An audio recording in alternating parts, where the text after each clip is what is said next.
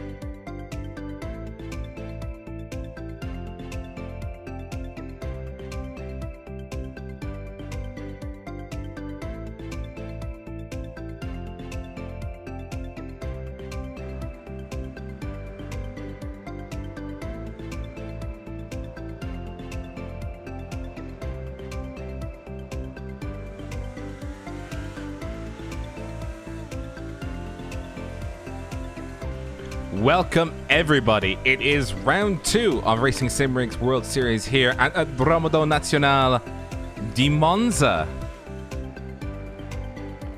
Ciao. Como stai? To my fellow Italians. Not my fellow Italians, I'm not an Italian. Forgive my bad Italian.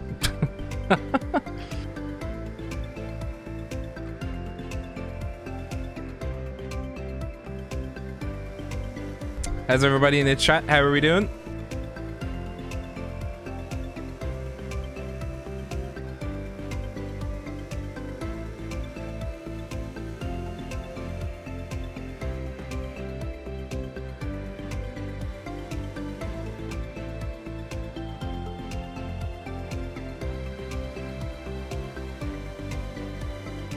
Your dad is in this race. Ooh. I'll tell you who's not in this race. Craig King. Craig, how are we? Oh, good evening, Rob. I'm not in this race. I mean, I think I'd like to be in this race because it's Monza. I really like Monza, but no, I'm happy not to be in the race. I'm happy to stay away from turn 1. Like, stay away from it big time. Just leave it. Don't touch it. Stay away from the death trap that is... What's turn 1? I just called it the first chicane. I can't remember the the Italian name, unfortunately. First chicane into Curva Grande, into the second chicane, down into Lesmo 1 and 2, down the back straight. Back straight. Sorry, not back stretch. That's my American coming out. Straight. Back straight. Into Ascari, down again into the Parabolica. That's all I know. Of course, as always, series is sponsored by RacingSimRigs, bringing the race home. They are giving the prizes out for this one, and there's some nice rigs. I have to say, some very nice rigs. Totally not biased. We always hype it, don't we? Yeah, we always hype. No, we always hype it. We've not got a rig. We should change that. You know, we should ask. You know, hook us up. Oh no, definitely. Yeah. Could you give two? You think we can? No. No, we can't. I mean, yeah. I'm just trying to think. Could we?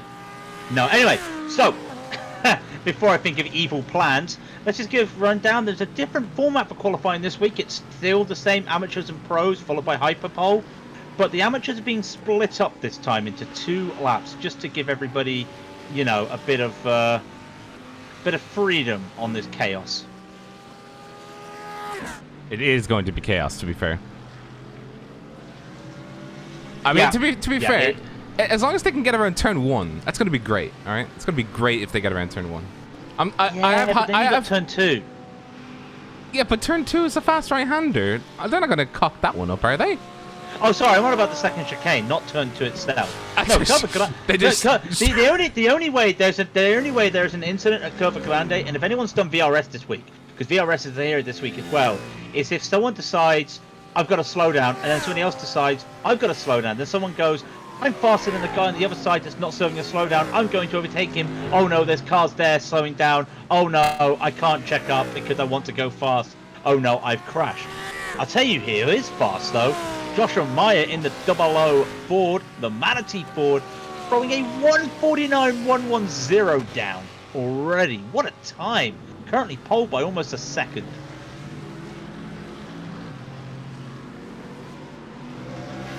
But Rob is so amazed he's not speaking, or has he decided he's not going to use the same button? No, he is shocked. Okay then. I'll keep talking while that's going on. That just caught me up by surprise. Anyway, so Joshua Meyer pole with his first lap at the moment, a 149.110. How about some other time? James Goldstein, a 150.074. Spencer Vick, a 152.69. Actually, he's coming around. I don't know if you'd be seeing it on stream at the moment. Coming around the Parabolica. Oh, a bit of a wide line there from what I'm seeing, but he might be able to keep it safe. Don't worry, I didn't die. I heard you. I just need to open up my window because it's hot in this room. Well, I'll tell you who is hot. Spencer Vick, who's just gone second with a 149.633. So that's a good time in the BMW there. Ooh, a couple other times. That's a nice livery. Ooh. Ooh. You okay there, Rob? You okay? Look at that. You want well, it was there. Oh, look at that livery. Look at that livery. Yeah, it is. Unfortunately, I had to look at the stream because my trading paints crashed without me knowing it. So. Oh dear. I loaded in because you know there's an hour practice before everybody goes out, and I loaded in and didn't realize trading paints crashed itself. So I had no idea. How does trading paints crash itself? Tell the viewers. I don't know. It's probably my fault somehow. With magic? Magic?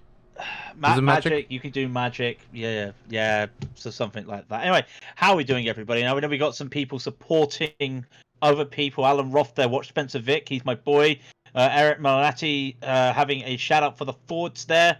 Who else have we got some supports there as well? Finley there, his dad's here. His dad's dad. We got lots of things. So who's everyone? We've got plenty of for tonight. We've got plenty of dads in here. That's what I'm noticing. We got plenty of dads. Yeah. What's a dad? No, I know what a dad is. I'm not one. I'm not one. Do I know what a dad is? Craig King, 2020. I was meant to say I don't know what the roles of a dad are because I'm not a dad, but shout out to everybody. Shout out to the dads out here. doing their bit.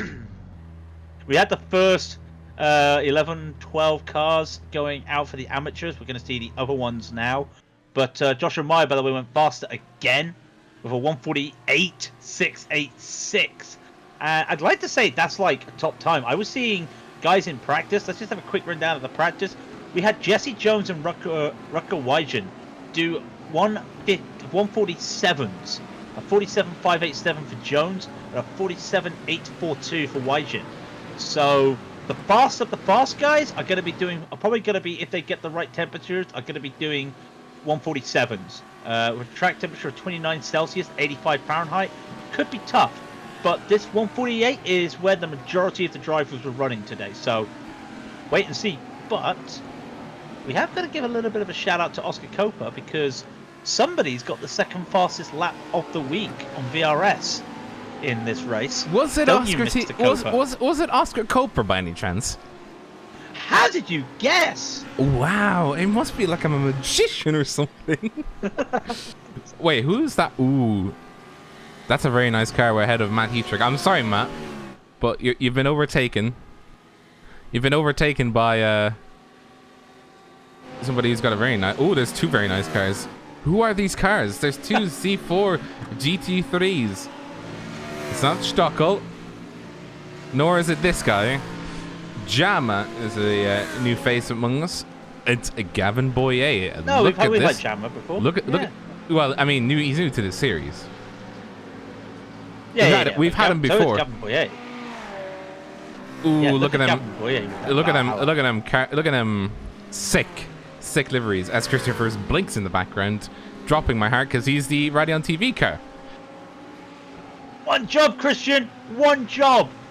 Yeah, anyway, you have one job, Christian. We will Put not a see. poll. I was gonna say, we should not be seeing F1 style qualifying here, as everyone remembers the F1 from last year. There are some gaps, but everyone's giving each other the room. No one's in slipstream at the moment. I want to see who the first car is to be setting a lap. I want to say it's Boyer, but it's not. It's actually Rouse. Rouse will be the first one out of the second set of amateurs to be setting a lap in the XSRC car. We've also got Track Racer as a sponsor. Then it's Ash Fletcher from Valhalla. And I think the Valhalla boys did a car swap. So those unaware, car swaps are allowed, but for the cost of all your points. Yeah, you basically you get kneecapped. Yeah, we know Gavin. We know Gavin. He's a good cookie. We just didn't know if that Valhalla Esports we didn't know that his team. Yeah, he's a good cookie. We didn't know that his team was Valhalla Esports, so that was an education for us. Oh, I knew. What? I thought you already knew. I didn't. Oh, that might be his first. Oh, look at the damage on Fletcher. He's literally just had back damage going over the sausage curves on the entry into Ascari. What? Say again.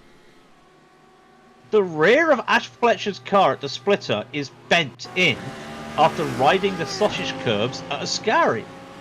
Let's have a look. Coming through Ascari. Let's have a see if he got... Oh! Well, I mean, he did hop the curb quite a lot. Just a bit. I wouldn't be surprised if he was in there and heard a donk, which is the floor damage donk. But it does set a time, though, 154.57. Jack Rouse, by the way, setting a time. But Tim Shestag, 149.029. And then Gavin Boyer at 148.273. Faster than the Ford? What? Yes. This is exactly what you need to do. Be faster. Be speedy, boy. Oh, and then he made a mistake in his second lap's invalidate. I think he broke a little bit so hard on Andrew Miller, who's currently P5 with 149.046. Just a little bit later a little bit slower into the braking, into the first chicane. Mind you, that braking might be the difference because I don't know from your experience. From my experience, I find that all your time is made up and lost at Monza on your exit of the first chicane. Not your entrance, your exit. Because if you don't put the throttle down enough, if you don't put the throttle down early enough to the point that you're not spinning, that's going to cost you a lot of time at Monza.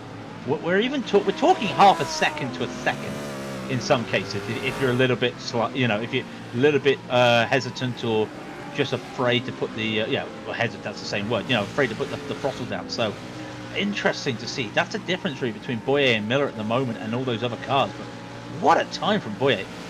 Oh yeah, sorry, John Casey, congratulations on 1,000 subs here tonight. Thank you very much to everybody who got us above the 1,000 mark. We appreciate every single one of you. I can't even get the words out. I was so moved by it. But there's Mattia Sanke. Sorry, he just heard that we were talking about 1,000 subscribers. Wanted to give us a show for it. He's also had an incident with the sausage curbs. And he's taking a chunk out of his front splitter. We appreciate every single one of you that subscribed, by the way. It really meant a lot to us to reach that point.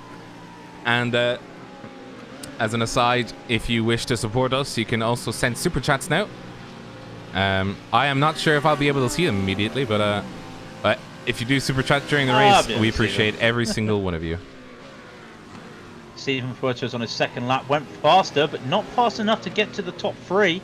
148.862, but he will be in for the hyperpole later on. Tim Shestag with that one. Just as I said that, as I was saying, a 149.029, he's out of the hyperpole. Harry Wills launches a 148.830. He takes fourth. So the top five of the amateurs will be Boyet, Spurs, Meyer, and Wills and Fuertes. They will be the top five for the hyperpole, but it will be the pros next. And look how close these times are, though, in the amateurs. I mean, Andrew Miller in 7th, a 149.046. James Pearce in 8th, a 149.048. So, some really close times, even in the 49s. And, like I said, a lot of the amateurs doing 49s, but the pros will be doing 48s. But these top guys, Boyett, Furz, Meyer, doing some really... Even Wills and Fuertes doing some really good times in the 148s. So, just to summarize right now what is going on, Adam Christo leading part of the pros onto the circuit. All pros will qualify at the same time, and the top five of each of the classes will go on to hyperpole. And we're just waiting to see. He's revving his engine. He hears us. Give us a rev for the lads, Christo. Give us a rev for the lads. I'm waiting for a rev. See Adam Christo, yeah. I always nice to see Adam Christo, I gotta be honest. Just mainly just because of it, you know.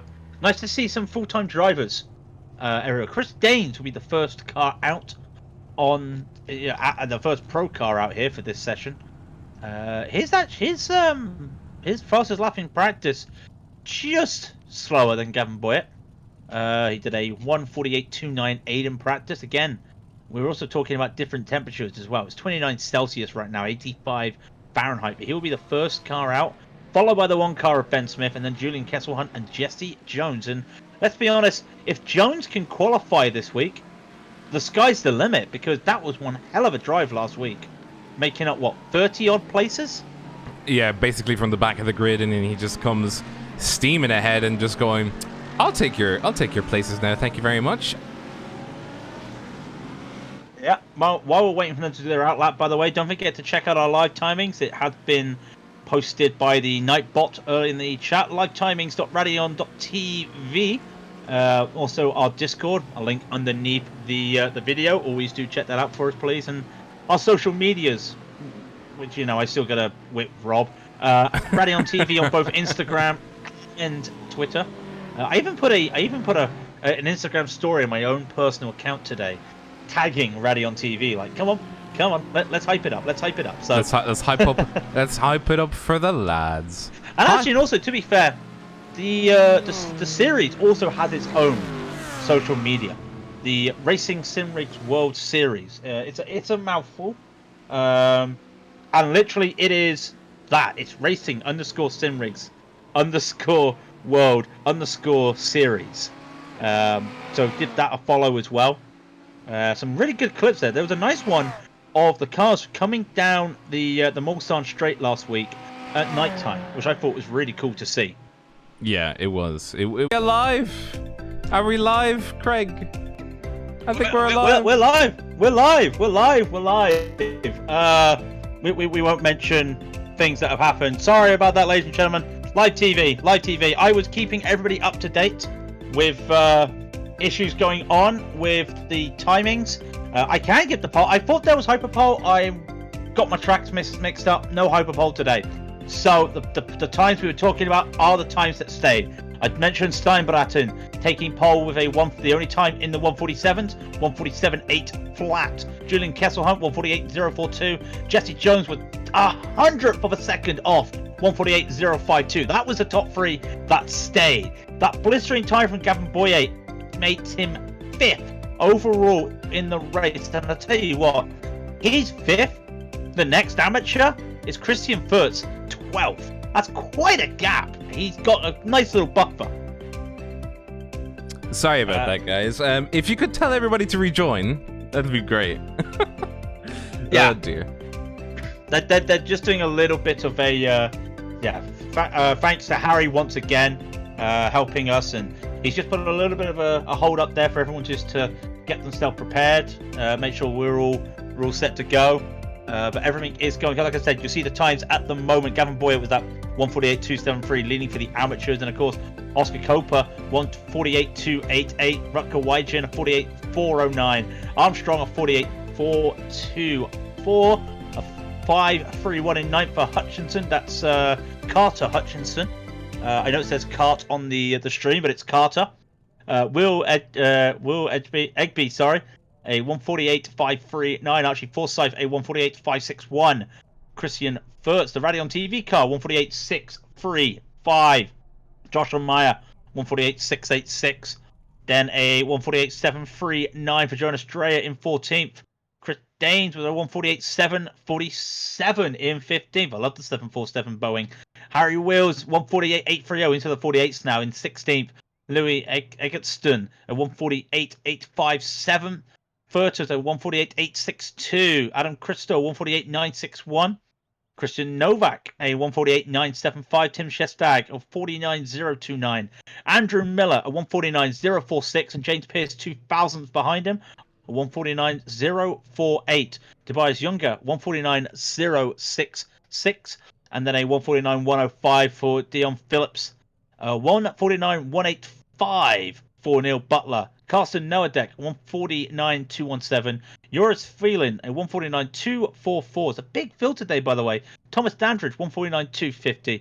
Callum Beaumont, 149.277. Followed by Ash Fletcher, 149.316. Harry Harvey, a 149.373. Matt Heatrick, a 149.415. Jack Rouse, 149.523.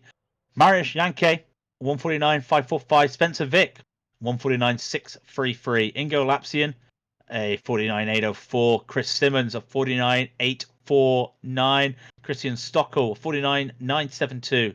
Then Peter Johansson, 150.013. James Goldstein, 115.074.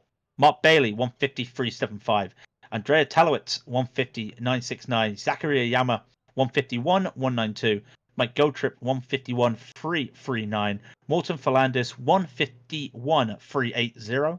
Josh Seymour, 152.213. And Danny Sanchez, a 152.886. And there are a few drivers that did not set times. And they will be in the following order: Chris Hamer, Ben Smith, Dennis Mesner, Liam Ahern, Lyndon Lee, Simon Dodd, Dean Timms, Max Davis. How you doing now, Rob? We're doing good. We're doing good. I feel refreshed. Just seeing the various bits and bobs of the track coming into view.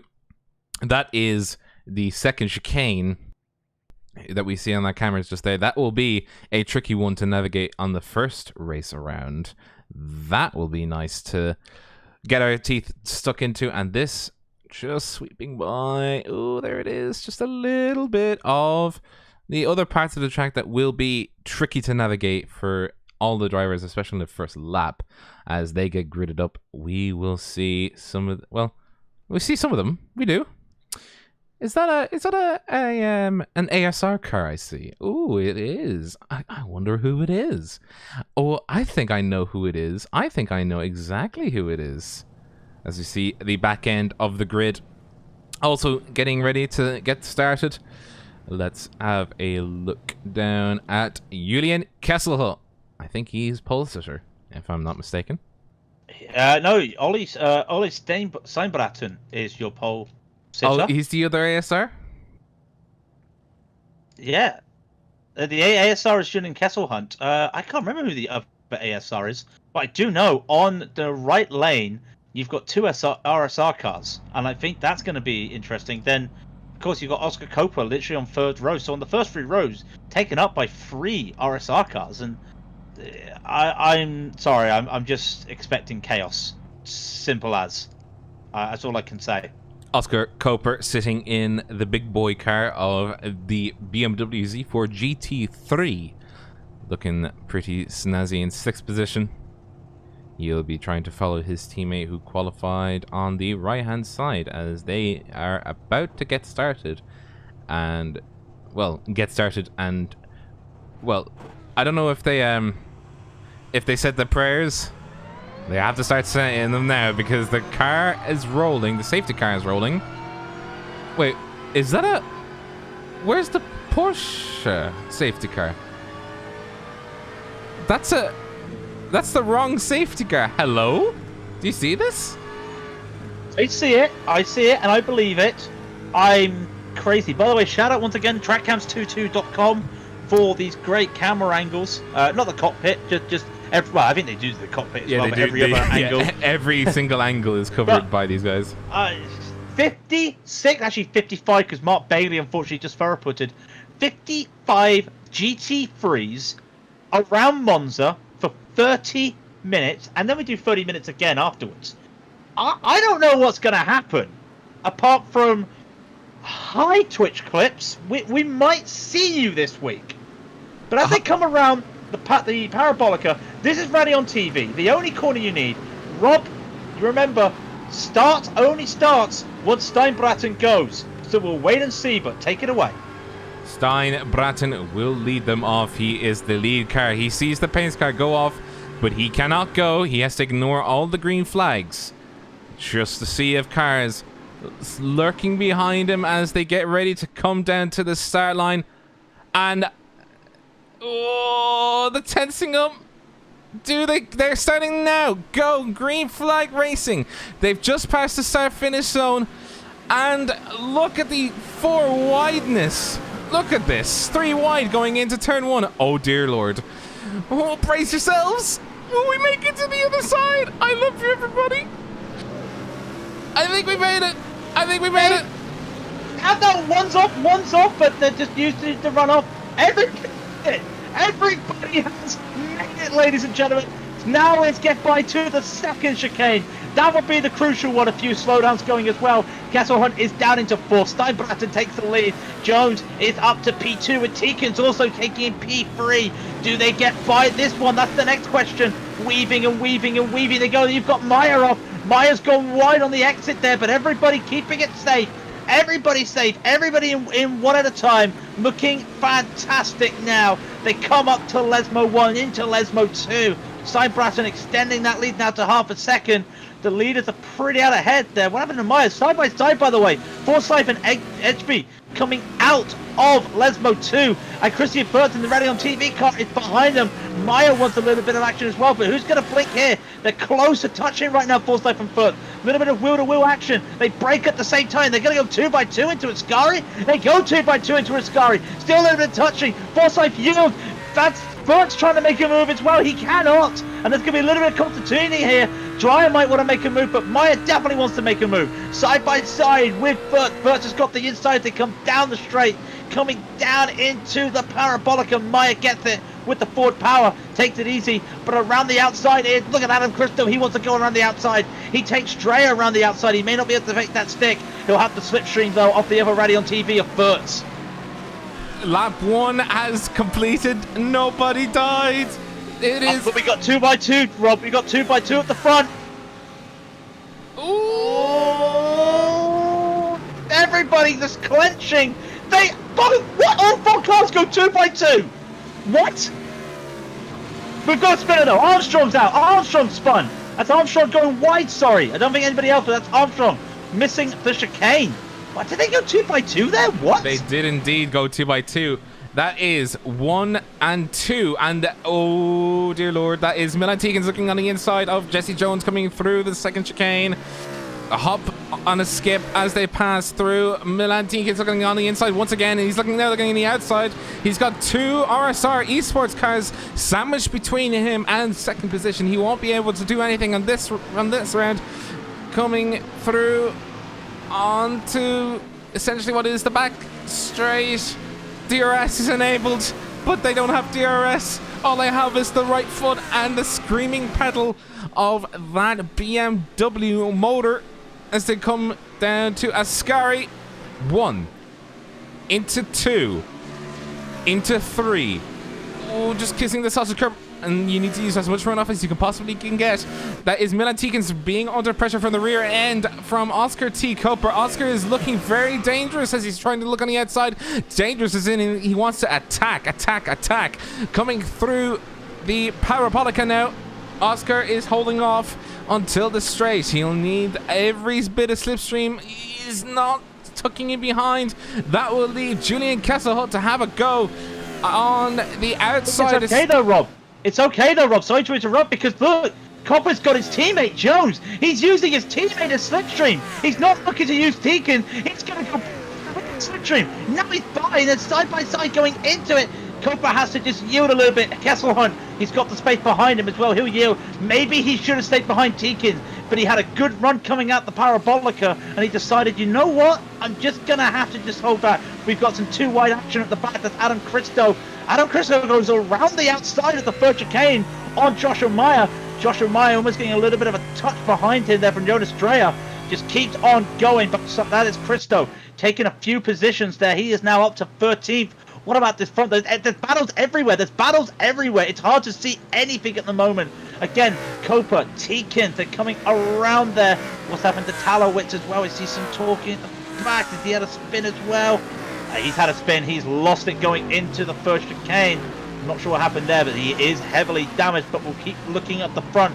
Like I said, battles everywhere. There's even a battle right now for 8th, 9th, and 10th between Egby, Boyd, and Forsyth. Everywhere you look right now, everybody just packed up into little groups. And they won't split out, not until the fat lady sings. And with the fat lady hasn't sung yet, she'll never will. It won't pipe up. This is Gavin Boyer sitting amongst pros. He is 9th position overall. He is in a sea of pros. The next amateur is Josh Mayer in 13th position, who is down the road some ways. And oh dear Lord, Gavin Boyer is going to have a lot to sweat. He's gone on the outside, I think he's let the car number 17 of Archie Forte through. What a good lad. I'm going to use the slipstream now, going to try and see if he can keep up with the boys. We do have a car in the pits with damage. We have a few, Ash Fletcher is towed in the pits, and Peter Johansson is also in the pits. Chris Hamer also came into the pits but went back out, nice and handy. And Josh Seymour was also in the pits, but he has come back out and is racing.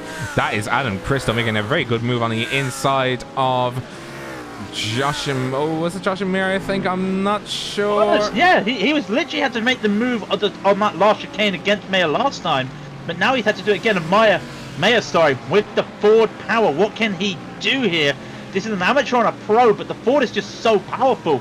Christo has to make that Mercedes wide, and he is so good at making that car wide, and this Ford does not have the brakes. And Mayer at the moment, he's doing so well, but he has to keep pushing. 3 seconds in front of him is Boyer, and that is the lead amateur, so he has to keep pushing. Bert's in P3 for the amateurs, a second and a half behind him as well.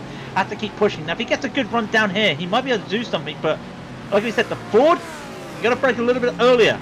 It's with the brakes there. And Adam Christo, we're talking about a Formula 24-hour of Nordschleife champion. So you're going to struggle to outbrake him no matter what car you're in. Is that a Ford? This is the Timo Glock of iRacing? Is that Timo Glock? Is that Timo Glock at the final corner of Brazil 2008? Oh my goodness me! I can't remember what was said there because I was too busy jumping up and down. Meanwhile, Jesse Jones has damage to the splitter. Not sure what's happened there, but damage to the splitter. Is that going to start the race? It is. So no idea why I'm getting so worked up about it. Steinbraten has a 1.8 second lead. Teekens is still trying to catch up to Jones, but that is just such a fast car. And is that Wygen trying to go on the outside of Kesselhunt? Yes, but he can't make it. 5th and 6th here, the battle. Kesselhunt and Wygen. Wygen, I think, really, with this board, he might be able to make the moves that we saw Meyer trying to do on Christo. We'll wait and see. How is Christo, by the way? Still holding off Meyer, and Meyer's going to have to let Dreyer go by. But look at it. But yeah, up the front here, this battle just keeps eating up. Just twists and turns, and Wygen goes for the move! Oh! No, touch! The a little bit of a touch! Woo, but they make it. They both survived, though. In all due fairness, they touch, and that was a sign for both of them to just go, let's do it again. Let's restart, because they both kept themselves safe after that. A little bit of a 4X. Okay, it's a 4X, but it doesn't matter in this series. Some good driving by those two to just realize their limits. I just want to give just a bit of credit to the both of them. Just a little smidgen of argy-bargy going into the second chicane as the trees are blocking our way. But this is the move. Look at it.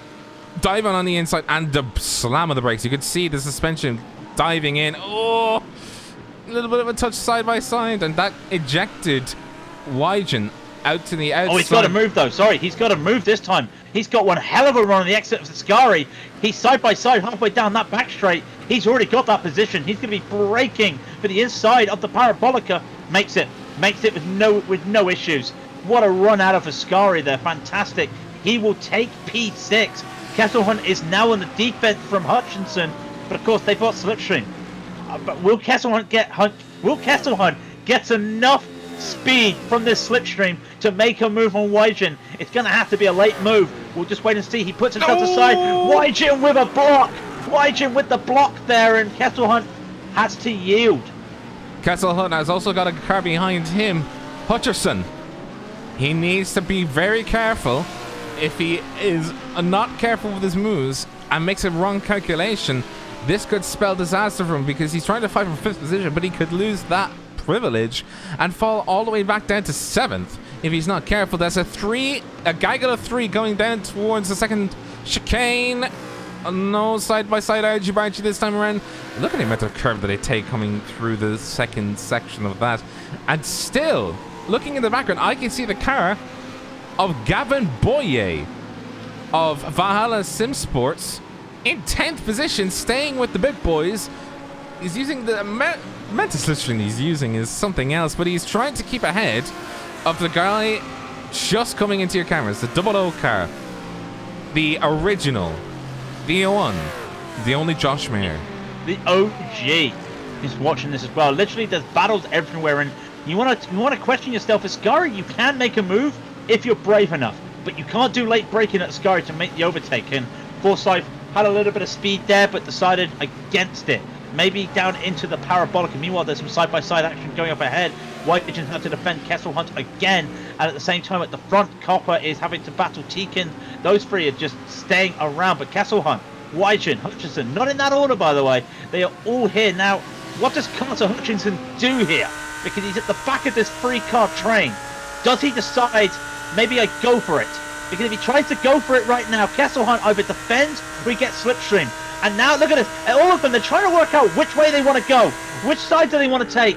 And Hutchinson decides he's going to have to break. Oh god, he's almost going to go into the back of Wygen there. Whew, just made it safe. Behind them, Forsyth takes the position. It's away from Edby. And now Boyer is, well, he's safe. He's still 3 seconds away from mate. He needs to get going. This battle here, though, Wygen's gone on from Kesselhunt and Hutchinson. Hutchinson might want to make a move here. The defense from Kesselhunt, maybe sell the dummy. He can't move over. Nice little bit of defense there from Kesselhunt, just putting the car in the middle of the track right at the last moment. Do like that, but this is crazy. This 3-car battle right now, by the way, between Wygen, Kesselhunt, and Hutchinson, really tense. Anything can happen any moment with these three. Oh, you can just see the replay of Kart Hutcherson, which I remember you mentioned that his name is actually something else. Carter. Yeah, I'll call him Car because it's a nice way to show my accent. But you can just see him swirling under braking on the replay there. He definitely had to put on his brave pills that day, just having to come around. You can just see on the chase just a bit of damage to his front left, so he has picked up some damage there, and he needs to keep an eye on that. But let's not focus wholly on the top 10, even though it is extremely gripping. There is battles going down the field in amateur. Thomas Dandridge, is attempting to catch Harry Wills, who, remember, had that blistering qualifying lap, and we mistakenly thought he was going to have a hyper lap, but there's no such thing in this circuit anyway.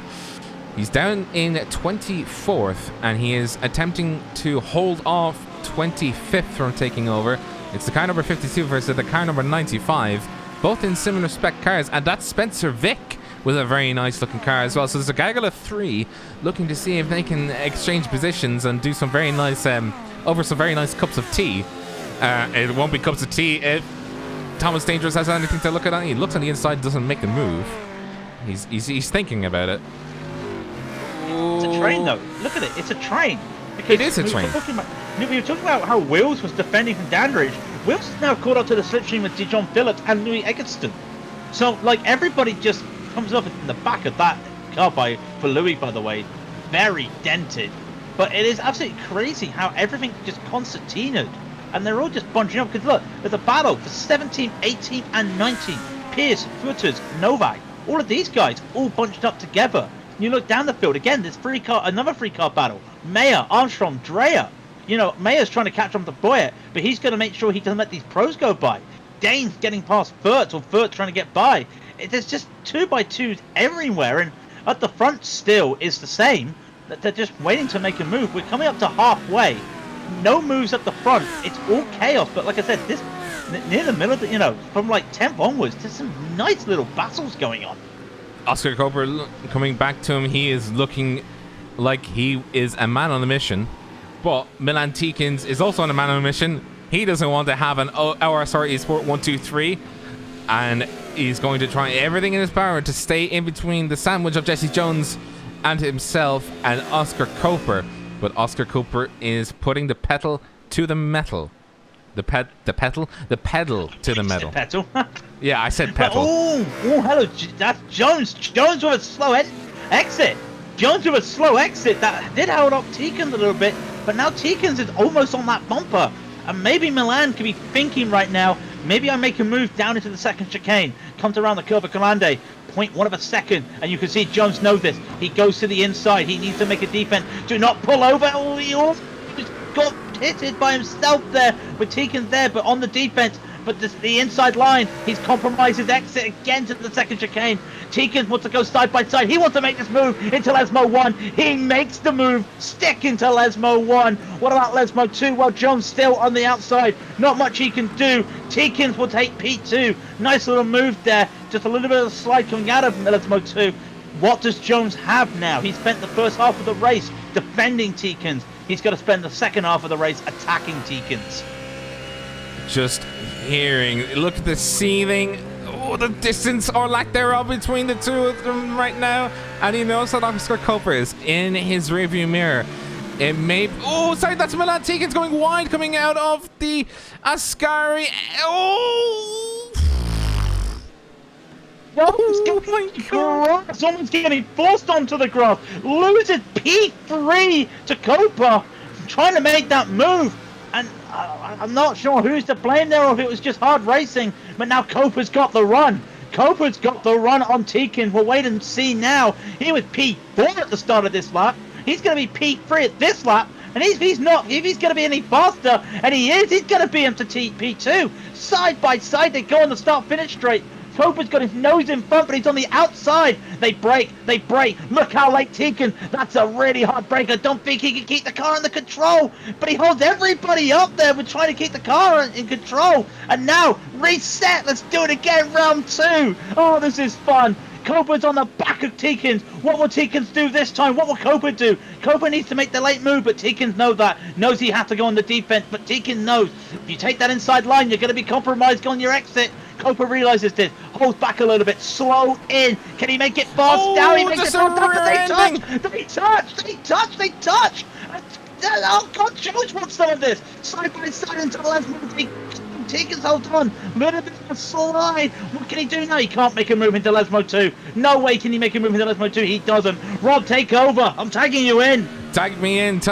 This is Milan Tikins versus Oscar T. Cooper versus Jesse Jones. RSR Esport versus Project Dynamic. Project Dynamic is looking to see if he can defend his position from the Oscar machine as they charge down towards Ascari, into Ascari 1. Going wide into Ascari 2, sweeping around onto 3. Miss the sausage curve, do not go wide as Milan Tikins did the last lap, and he was almost severely punished for it by Jesse Jones, but Jesse Jones, he just swung the car too wide. He clipped the grass and it just slowed him down like a brake. And in the background, who is that? Oh, that that is Oscar T. Cobra going right outside of the Parabolica. He's side by side, and that will allow Jesse Jones to use Slipstream unaffected. Jesse Jones is making the absolute best of that Slipstream. There is no other Slipstreamers in this battle at the moment other than Jesse Jones. Does he look like he's going to sit behind his teammate as he comes through turn 1? What happens here? Ooh! Just makes it, and now it's Cobra playing the game. He's up into P2. There's not enough time to catch the 6 seconds Steinbrasten has right now. But still, now Copa's there. What can Copa do? Can he hold up Teekins for Jones for his teammate? Can he just pull away from Teekins and let Jones battle? While these guys have been battling, by the way, they've lost 2 seconds on Weidgen Kesselhunt. So Weidgen and Kesselhunt are catching these guys now. If this was Pack Racing on an oval, they'd be looking to work together right now. There's half a second gap between Weidgen and Kesselhunt. We'll keep an eye on them, but this battle at the moment is just so enthralling. There's nowhere for you to... What? Simon Dodd. He's been oofed. He's been oofed. He's been oofed? Oh no.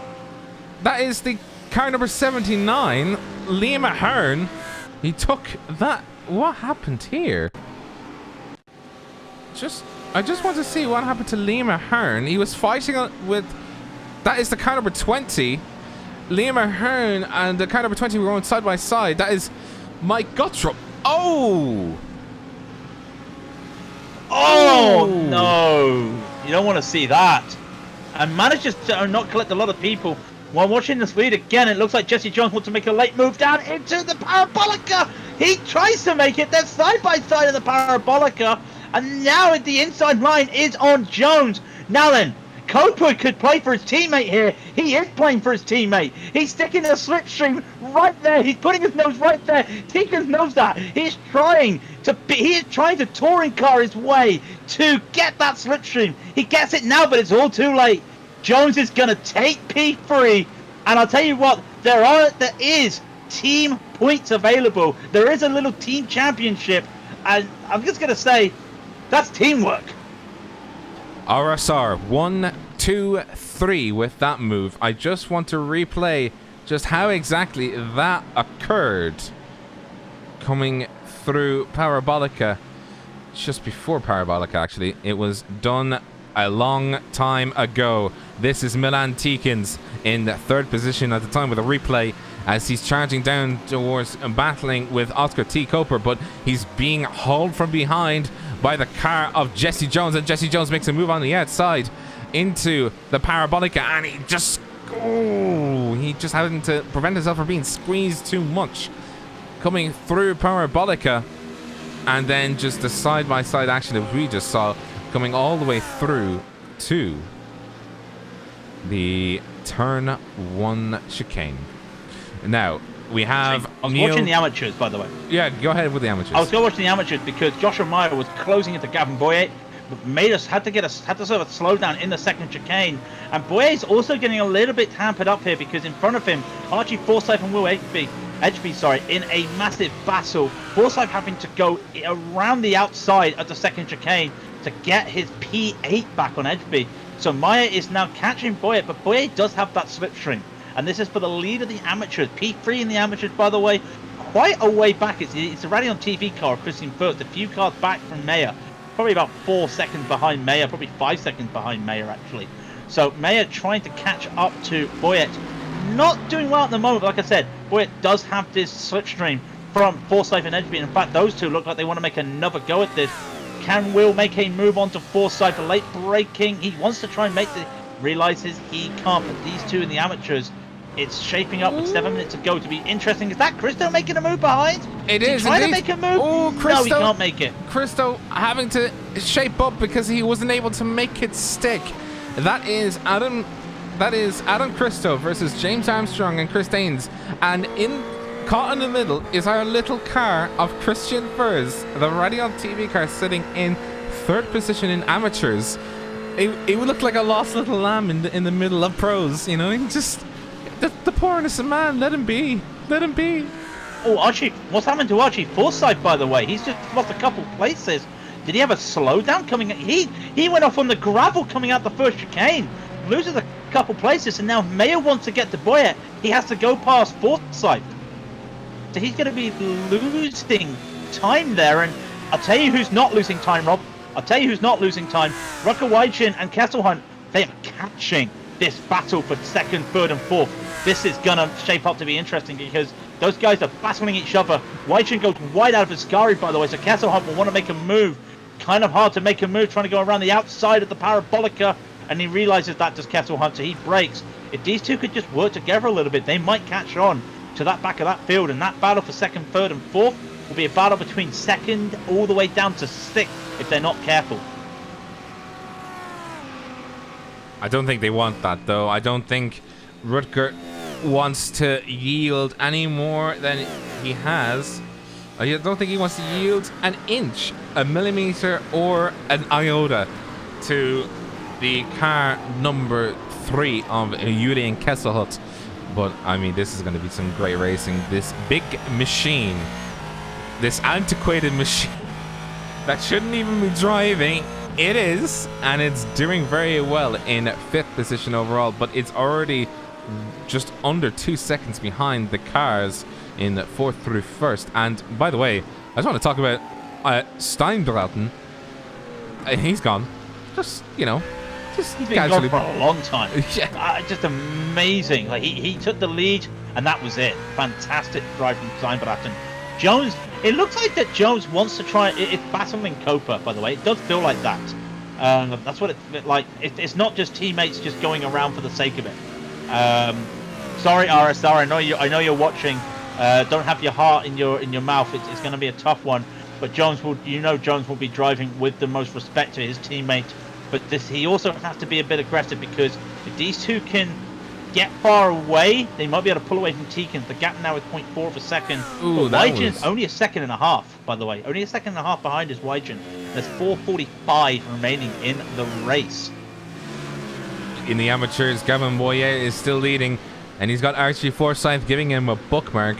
But let's go down the pecking order, and let's just pick out one particular battle going on. That's James Goldstein versus Tobias Younger versus Jack Roos. It is Audi on Mercedes action. I never thought I would say those words, but it quite literally is.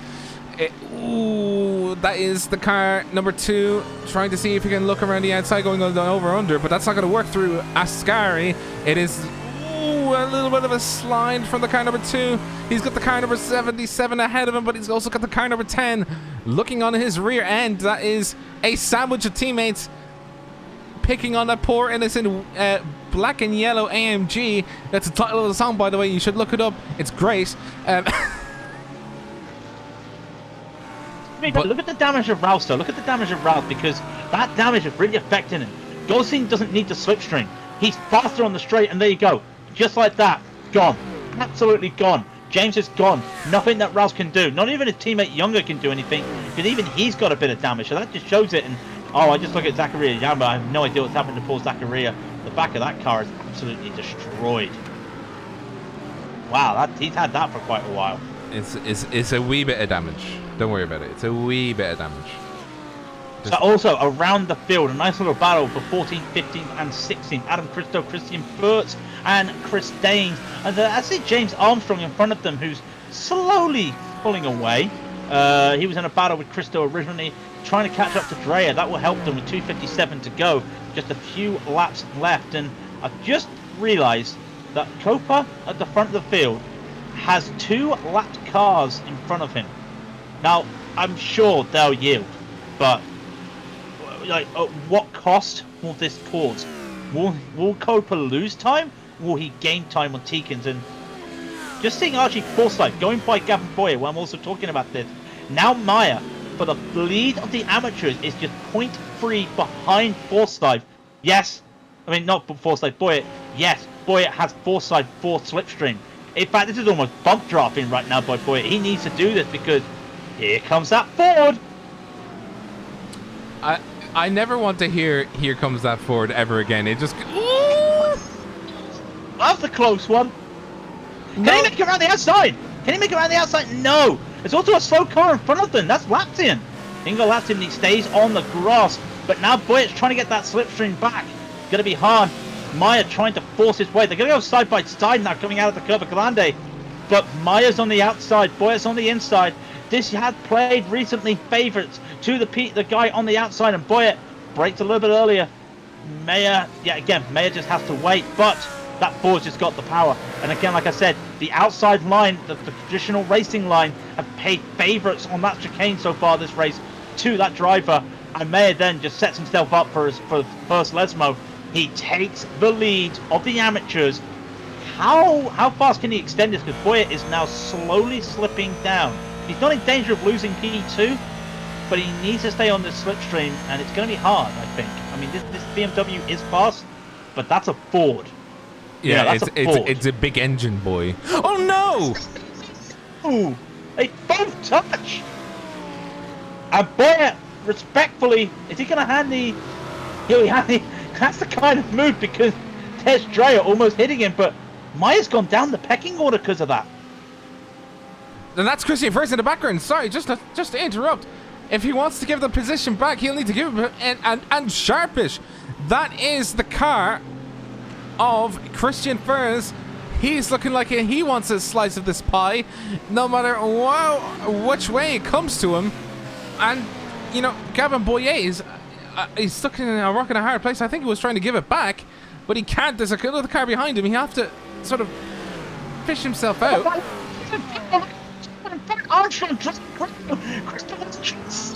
You're peeking. Sorry, was to slide in the middle of the three of them, but cannot. Look at this, Armstrong trying to go on the inside. Dreyer goes on the outside of the chicane, makes the move stick. Christo there. This is the final lap, by the way. Christo's going to use the slipstream. He'll get past Armstrong. Great move from Dreyer there. What about this battle though for the amateurs? Mayer finally gets that lead back from Boyer. Boyer yields it. He's now in a battle with Burtz. How about the front? We were talking about how close it was at the front. Steinbraten 7 seconds ahead. He's down on that long straight coming up to Ascari. Copa finally on that straight. He's got Jones right behind him, and Teekins is slowly there. He's not able to catch it. Wygen, Kesselhunt. Does Kesselhunt have one last trick up his sleeve? Can he make the move on Wygen? He cannot, because he might have stole the dummy. No, can't make it move. Great there. And we know Teekins has probably got one shot left. He wants to split up this RSR 1-2-3. Going a little bit wide out of Ascari is not going to matter. Will Jones make a move on his teammate Copa? We'll wait and see. Steinbraten will come around the final corner. He will take the victory. Side by side go the RSR boys. Copa wants to hold on to it. Jones is on the inside. It's going to be a drag race to the finish. Kesselhunt is still battling with Wygen, but Jones is going to take P2. Jones will take P2. Copa will take P3. It's going to be a photo finish. Definitely Jones, followed by Copa. Then Teekin, and at the back, Wygen holds on to Kesselhunt. Crazy finish. There is. Oh, there's a photo finish probably going to happen. That is. Oh, Christian Ferris will he hold on to second place. Oh, just a fight to the line. Who was it? Furs managed to pip the post just about. Whew, what a great race that was. Whew. Wow. Steel car just finishing. Wow, that was just action. Like I said, we've still got some cars finishing. Chestag, Butler, some of them to finish as well. We got some of them still coming around the final corners. Dietrich, Lee, Menzner, Stockel. I think Ahern might be the last car on the lead lap. He is coming down into Ascari right now. There's actually a little battle right now between Beaumont and Timms. 42nd, 47. Let's give them a little bit of the look here. Beaumont had a lot of damage trying to catch onto the back of Timms in that year one Audi. I don't think the damage is helping him. He might try and make a late move onto Timms, but no, it's not going to happen, unfortunately. That will be, unless Timms had a wide moment here, Beaumont's not going to be able to make this. Won't be able to make this battle. So, some of the last cars there just having a nice little battle at the end of the race there as well. So, some good battles all the way down the field. I am spent. Would you like to run the number? Would you like to run the numbers? I will run the numbers. Let me just run the numbers. So, out of the... do we have a... Well, I don't have a drum roll, so... I'll have to... Ow! I'll have to. 27. 27. So, if your name is Ben Smith, who hasn't done much practice this week, you're pole for the grid start. Let's run down the result. Right. So, guys, in the chat, did you like that race? Yes or no? Because I thought it was absolutely spectacular monger. Spectacular monger. That is you not a know word. What you're saying? No, Yeah, I don't even. That is not a word. It's not a word. But for RSR, it is a 1, 2, 3. Wow. I've never seen such commanding leads, but they've done it out of 1, 2, 3 for the boys in RSR Esports.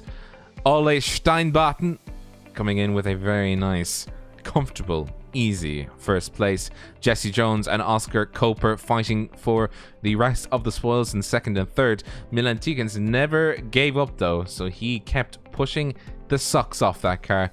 Unfortunately, he came up just a number short. Rutger Weigen in 5th position with Julian Kessel in 6th. Carter Hutcherson in 7th with Will Egby in 8th position. 9th and 10th were Archie Forsyth and Adam Cristo. Adam Cristo doing very well, gaining a good few positions. In 11th and 12th was Jonas Dreyer and James Armstrong. In 13th is the winner for amateur. It is I was about to say Christian first. I was about to say some heresy there. Joshua Mayer, once again putting in a very good performance. He just kept his cool and just kept it going. And in 14th was Chris Daines. 2nd place for amateurs, and in 15th position overall was Christian Furs. And in 16th, unfortunately, Gavin Boyer. Very good sportsmanship from him, but unfortunately he hit the rear end and sent a boy off the road.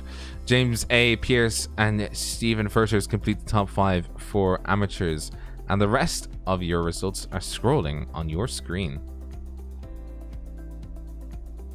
You are spent. Some great. I tell you what as well. First of all, I know there were some incidents near the end, near the end, mid of the race, the back of the field, and everything. But for most of the race, well done, everybody. The respect everybody gave. I think I mentioned as well halfway through the race, we had that little touch by Weigen and Kesselhunt. I think it was. I think it was those two cars. There was a collision where the two cars touched each other in the middle of the second chicane, and what happened was they both just then stopped battling and just both got through. They both knew what was going to happen, just decided, no, let's do this another time, because it was too close. And there was some great respect everywhere, and everybody getting through the first chicanes, well done. Yeah, well done. That was a very good I was, if truth be told, I was screaming in my head. I was like, it's a turn 1 at Monza. Everybody's gonna die. We're all gonna have to cry. Oh no! I want my mommy. So good to see it. Don't clip that and don't send that into iRacing. They'll make fun of me. But hopefully everybody had a good first race. We're gonna have a second race. What you're going to listen is myself and Craig just talk about some random nonsense for the next 10-15 minutes. So don't go away. And welcome back. So we're immediately back. Well done. What am I saying anymore? Let's just go to an advert break. Do you suffer from having issues with your car? Maybe you should download a setup. Get better. That was our adverts. Yeah, download a setup and get better. Don't many people would just be like, don't say that ever again. Don't talk to me with my son ever again. No. I will say though, when we're talking at just our little intermissions here, shout out to iRacing, because if you do the oval side, the NASCAR Cup cars, they now have a fixed setup, and then when you go to open setup racing, they've got an open setup, which is totally different. And I gotta be honest, I was driving that setup for this week at NASCAR, and it was a competitive setup. I was with guys that also do stuff. We were all saying it's a competitive setup, so it's a great step forward for iRacing to do that.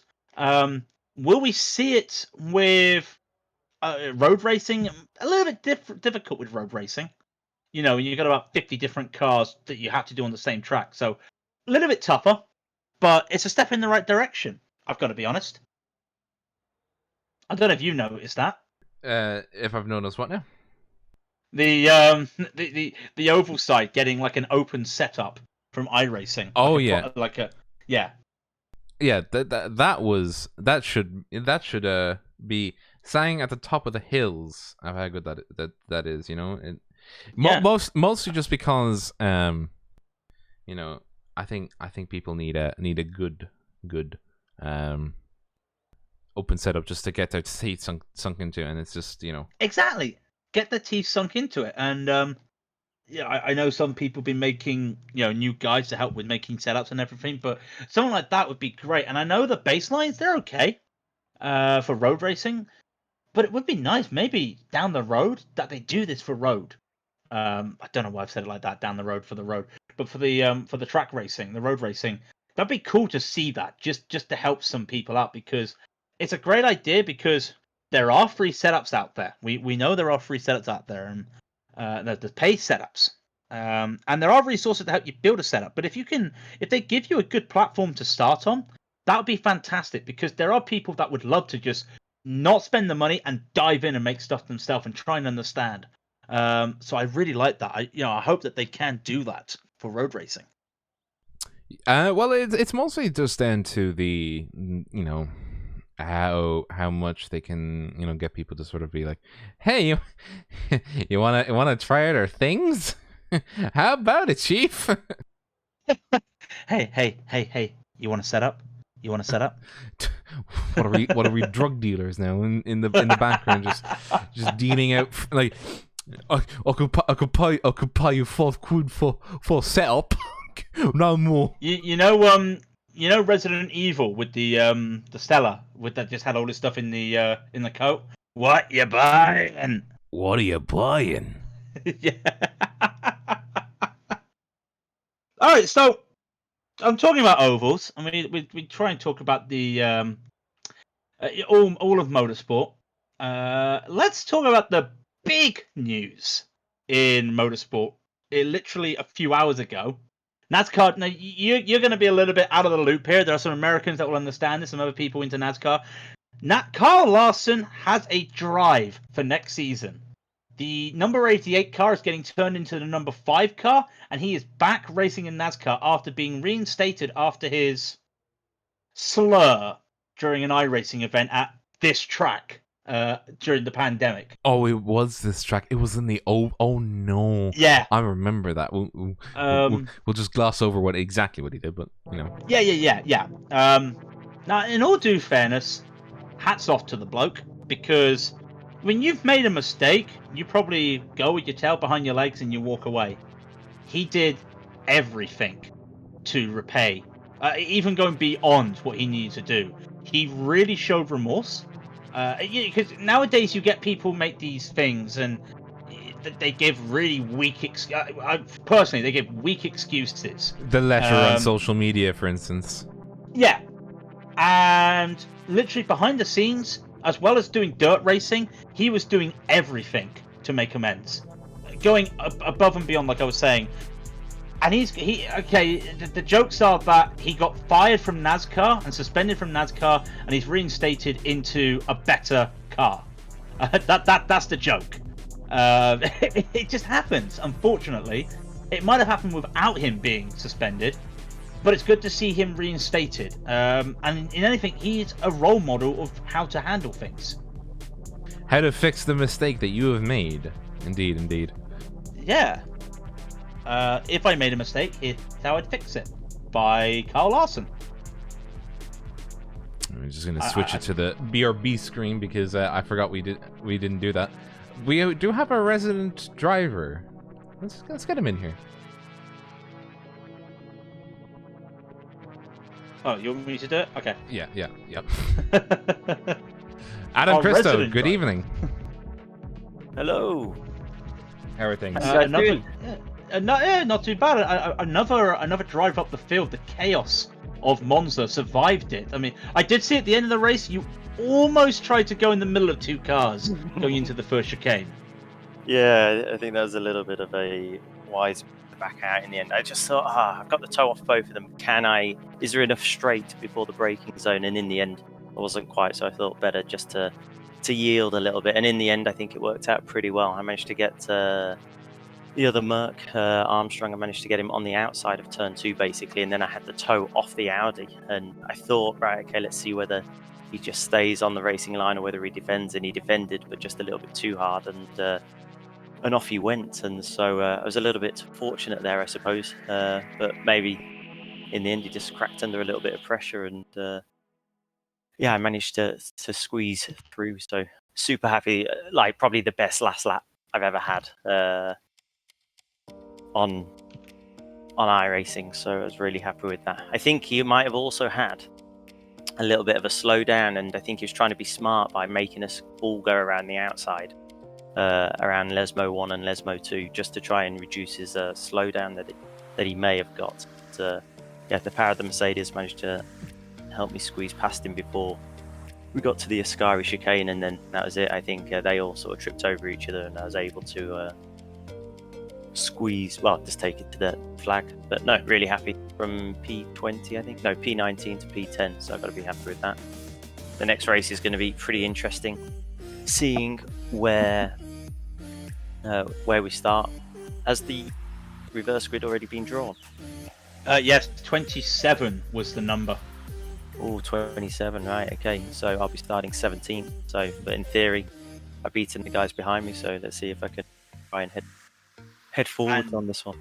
And you are probably the king of the restarts, the grid starts, so it should be a double for you. I hope so. It's one of those, at the end of the day, obviously you got to nail the start, but also there's no chance of warming the tyres this time, so we've got to be a little cautious of staying out of trouble, especially in turn 1, 2, because I got a little feeling it's going to get extremely busy. Yeah, one thing I was picking up on overall in the race, and you're probably got a good reasoning. I saw a lot of people who were forced to go on the inside of the second chicane, defend their line, but then that compromised them into Lesmo. I don't know if you had to do it as well, but would you find did you find that as well? Did you find just if you were in that battle, just taking the conventional line? Because I just see a lot of the times people trying to defend their position in that second chicane, and they came off worse for it because of that exit.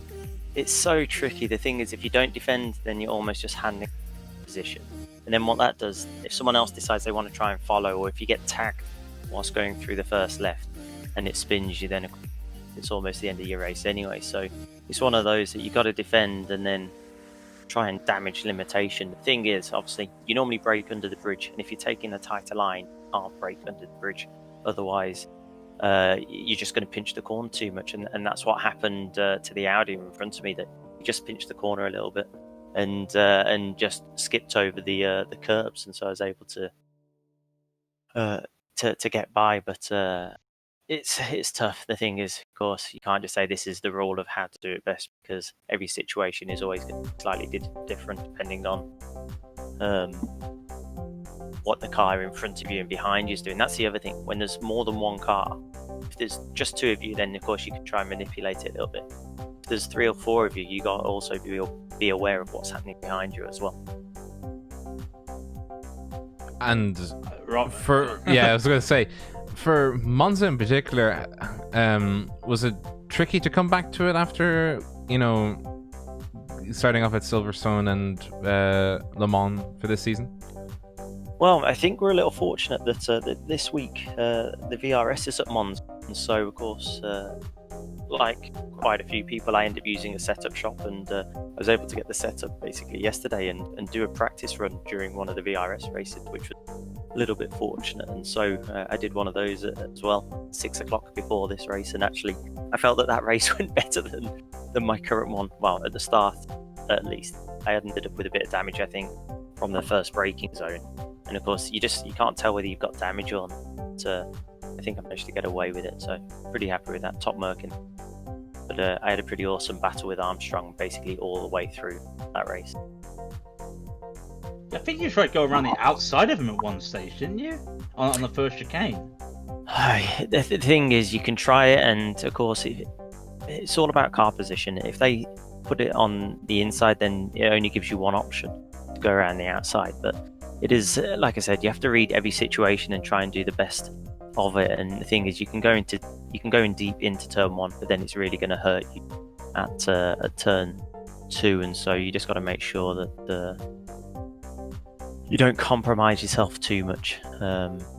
But it's just tough. Like, the thing is, it's such a bottleneck into the both chicanes that it's very easy to trip over people, and it's just about keeping your nose clean. I don't know if you. I've got nothing. I've not got anything else for you, Adam. What are your predictions for race 2? Get into the lead at turn 1 and try and disappear. Good answer. We'll have the cameras. Okay. Well, how many positions do you think you'll get on that start? Because, like I said, you are probably the king of grid starts at the moment. Off the launch, if I can get 2 or 3, I'll be happy. But it really depends. Obviously, everyone's had a bit of practice since. It was just last season. I was lucky that suddenly one of the races, a bit by surprise, we ended up with a start, and I just about managed to get myself set up for the start, and it just seemed to be the best launch in the world. And so just see whether I can replicate it and make sure that I don't get tagged into turn 1. It's about surviving. That's what the first lap is going to be about, surviving. Yeah, no, definitely. It's just like all the time. Well, I mean, it's all the same with the when you got a formation start for Monza, but at the same time, we've just seen people do their starts now in the server. I will let you get yourself prepared. I will wish you, well, I don't like saying good luck anymore. I say go well, like they say nowadays. I know everyone gets a bit of a chuckle with that, but I do say go well, and hopefully we do see you on the victory step. But if we don't, have a good race and all the best, Adam. Thank you very much. Cheers. Cheers. Right, so we have Rob just a little bit. Oh, hello. I'm there, just watching things going on. As everyone just starts warming up. There's about just under 4 minutes left before the race starts, so Rob is just warming himself up. I say warming himself up. He's getting himself psyched up for this. Grid starts are always chaotic, and I need to remind myself of the pit lane, because then you've got to remember, not the pit lane, the start lane, because everyone knows that timing line for a lap is at the bottom of the start-finish straight as you're coming out of the parabolica. But where's the start line?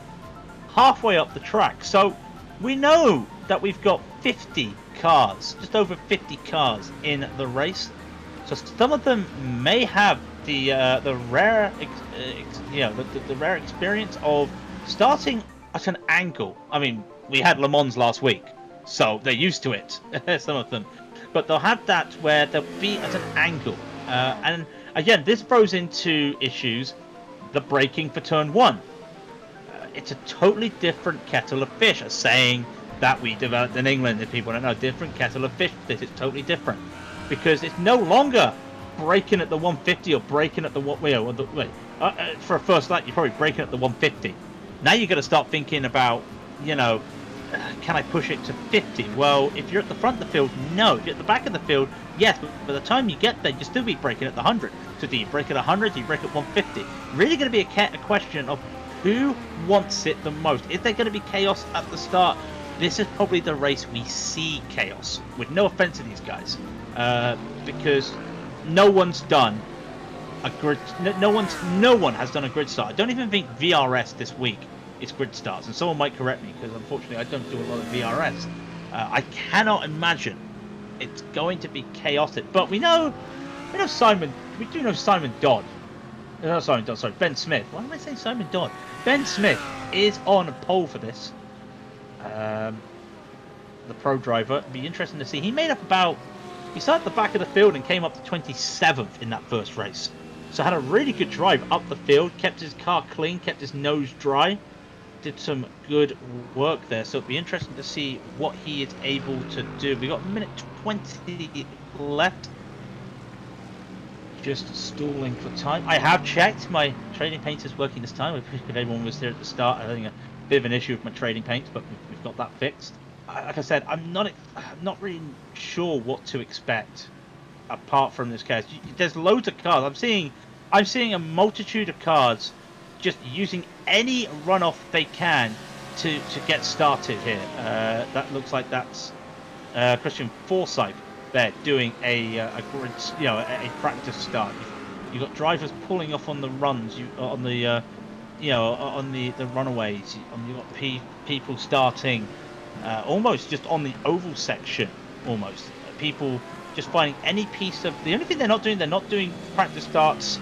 Well, a couple of them are on the pit exit, just down by the pit wall though. They are doing it. So I like seeing that. Like everyone just making sure they've got it ready. The starts, are you going to do the F1 2020 start with a clutch push to a button? Are you going to use a dual clutch system? Are you going to use a clutch? Or are you just going to wait for the green, put it in first, and just smash the throttle? These are questions. These are the questions I can't answer. Well, they Rob can might answer. Be able to answer. Yeah, Rob might be able to answer. We are going green, by the way. We're not going. We are gridding, by the way. So. Predictions, Rob? Chaos. Thanks, Rob. I mean, that's all you need to say. As I was saying, I don't know if you were hearing. It's going to be a change of braking. It's a different braking point for this, so it'll be interesting to see. What I do know though is, despite the grid swap from 27 onwards, the top 4 are all pros. With Ben Smith piled in the middle. Yeah, with Ben Smith just there. Yeah, Ben Smith at the lead, Louis Eggleston, Dion Phillips, Christian Novak, Thomas Dandridge, Spencer Vick, Harry Wills, Andrew Miller, Joris Phelan, Stephen Fuertes is the top 10. Gavin Boyett, who was P3 in the amateurs, is going to be starting 11th, which that's going to be key for him because he might be able to make a move. Where's the double O? Joshua Mayer. Joshua Mayer's not here. No, as they're getting to go, the lights will go off.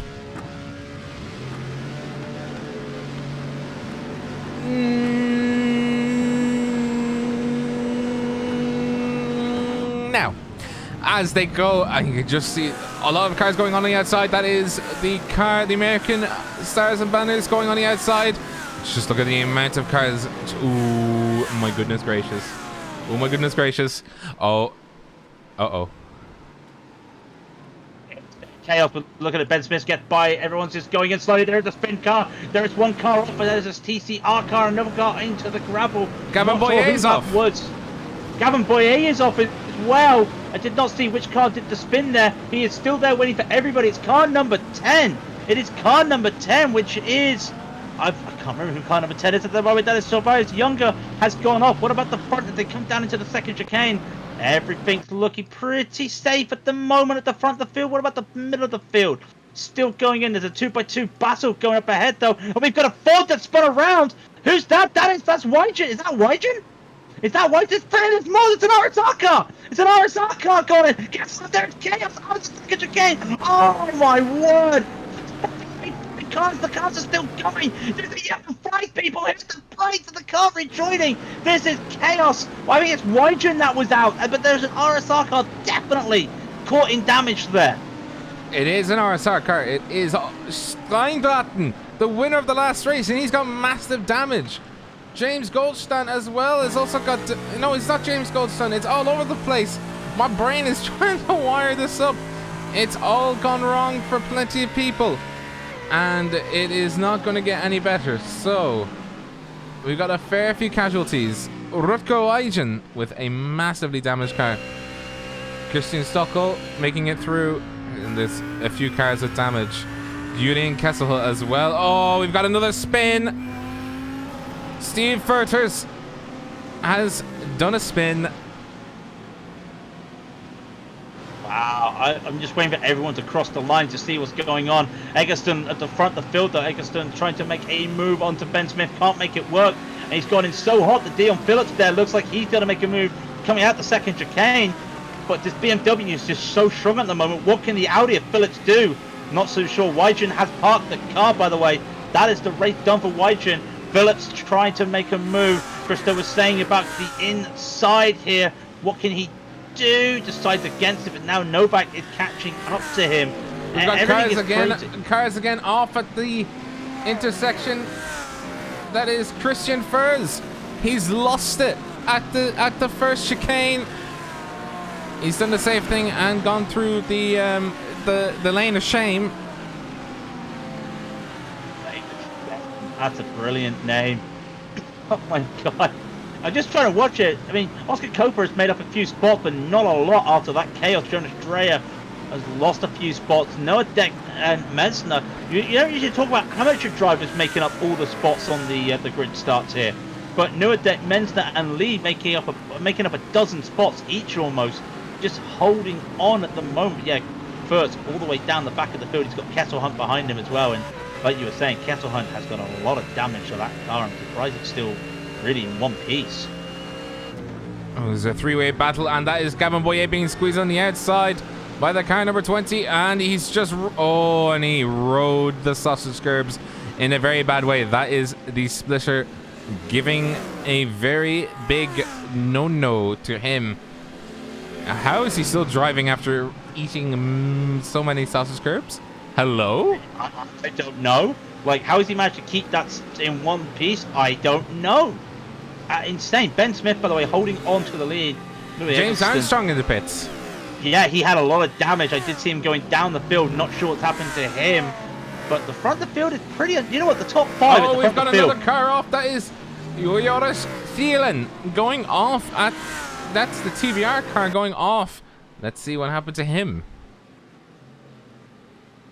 It's just chaos at the moment. Absolute chaos. I'm not sure where to look. But watch this. He just got pipped in the rear right by the car number 17. I think that was the car number 17. It was actually Forsyth. Pipped him in the rear. He had nowhere else to go. Unfortunately, that is the way the cookie crumbles for him, as Will Eggerby squeezes RT Forsyth coming through Lesmo 1 onto Lesmo 2.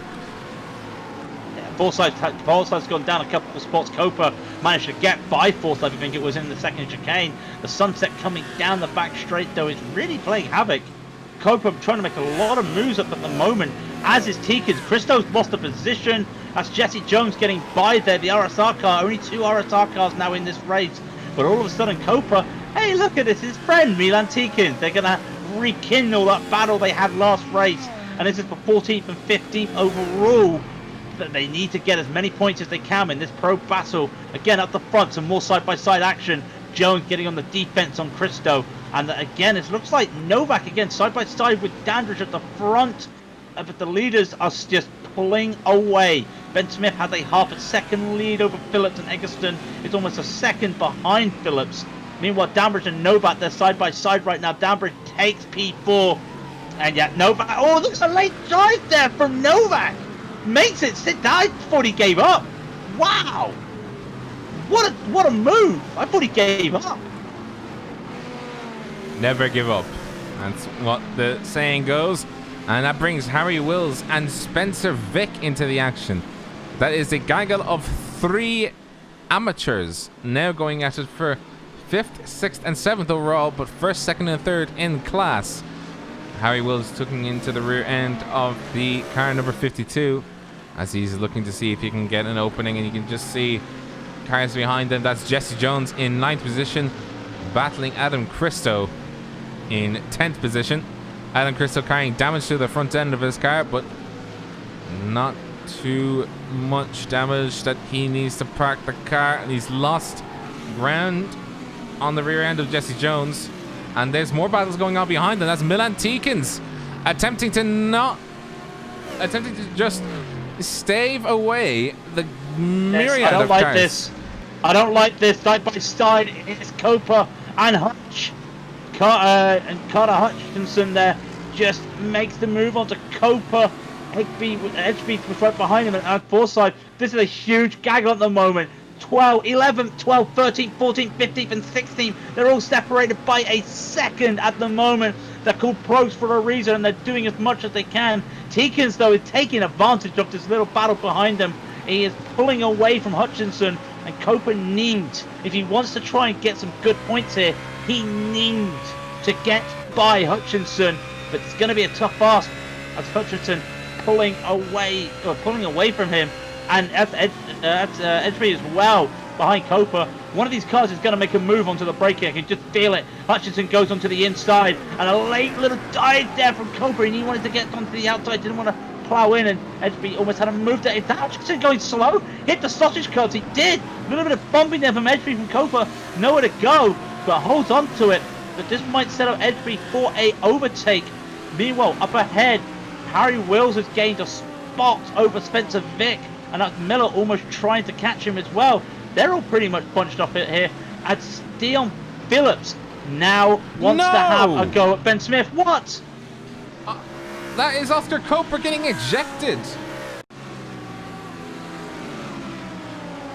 Oh, he did. Just caught. Oh, that's just Edgebury there, just catching the wheel. Just catching his wheel, throws him to one side. Where is Coper sitting now? He is sitting down in 20th, sorry. That's a shame. He's lost 7 spots there. He's got it all to do with 21 minutes remaining. That is not going to be spelling good for the RSR boys after such a great first start. Having to pick up the cards and try again. But we will see how they do for the rest of the race. He'll have to fight his way back up. Let's have a look elsewhere. The amateur battle is, well, Thomas Dandridge is in a world of his own at the moment, 2 seconds ahead of Harry Wills. Harry Wills is trying to defend from Spencer Vick, another Valhalla Simsports car.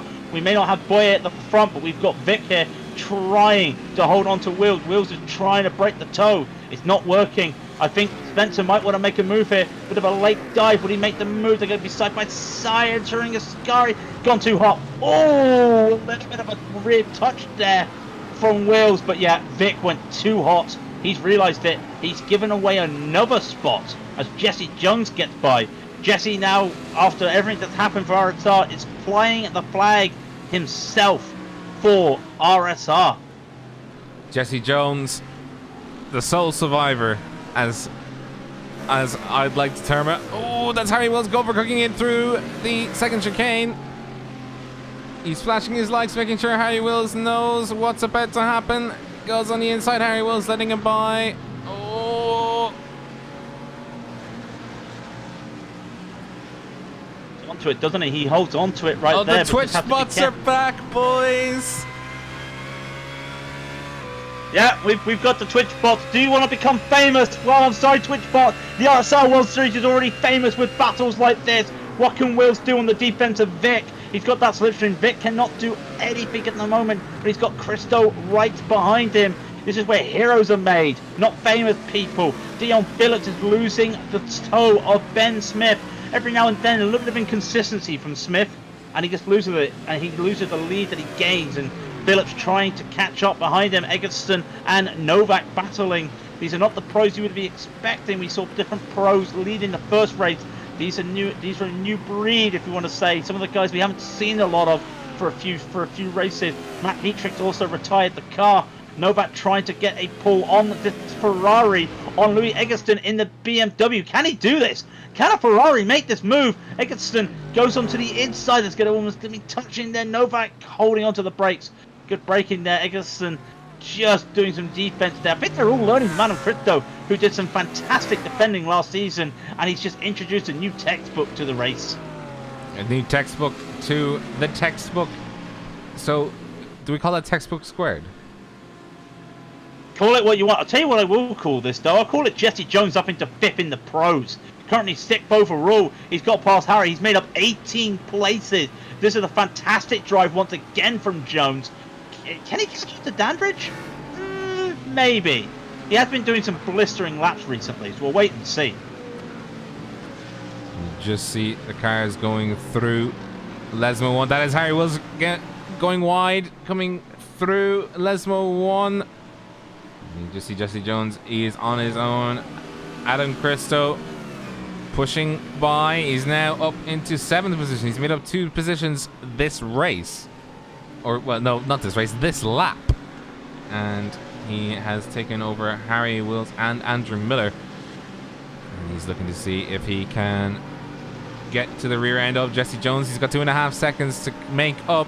He sees the RSR car in his mirrors, or well, not in his mirrors. He sees the RSR car in front of him. The RSR car sees him in his mirrors. The unmistakable look of that yellow and black Gran Turismo sponsored AMG. I think it's a complete replica of his car. Just not with the same names on the top. Holding on to Harry Wills. We've got Liam Ahern, Tobias Younger in the pits as well, getting some damage fixed as well. What can happen at the front of the field? Nothing's happening. No one's making any changes at the moment. Novak is pushing and pushing and pushing. He just cannot. And is that James Goldstein just parked up? James? Everything okay? Ground control to Major James. Just parked up in actually a very dangerous spot on the run up to the first chicane. James, what happened? What's going on? Ingo Lapstein battling Stephen Footers coming through the banner Bolica. This is the battle for 39th position. He's lost the position already. That is Josh Seymour diving into the pits in the background. And that's Ingo Lapstein falling backwards. We do have Gavin Boyer fighting Peter Johansson. Is for Chestag and Tim's missing the first chicane. No! That is Peter Johansson gone off. Johansson's off? Oh, he's in the wall! And he just looked like he's got tapped there by...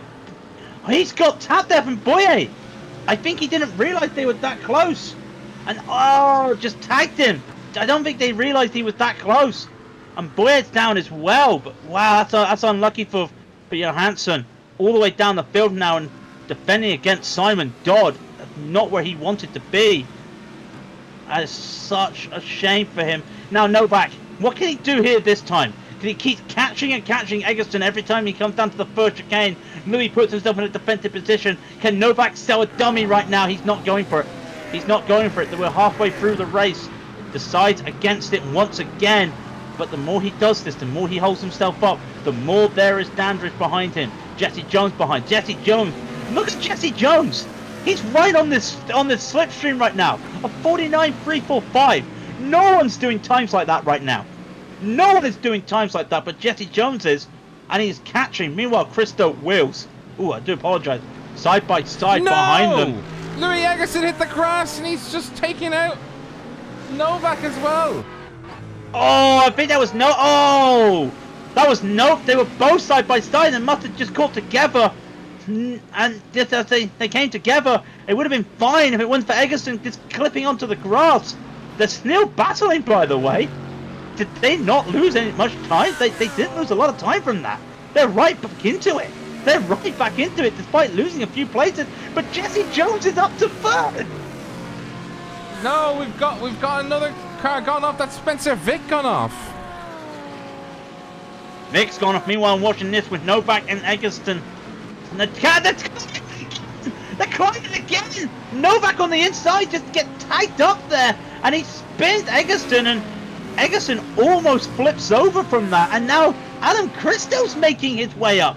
Does anybody want Egerton's toe? Does anybody want to win this race or get a top 5? Everybody's just spinning right now. Well, he's on his roof. He did flip. God damn it, Louis. Not intentional, of course. That'll be one probably for the stewards to look into. But now we've got an amateur up in the top. Thomas Dandridge is in 4th. He's holding off Harry Wills, he's not holding him off. He's just making sure he's staying safe. The back of that car has seen better days for Dandridge, but he's currently 4th overall, leading the amateurs by 4 seconds. As Adam Christo is now just defending himself. He's let Milan Tikans go by. He's got Carter Hutchinson behind him as well. Christian Novak as well. Even after all this chaos, there is still battles happening in the pros. The amateurs are practically all but decided, really, when you look at the top two, and then Andrew Miller about 4 seconds behind them.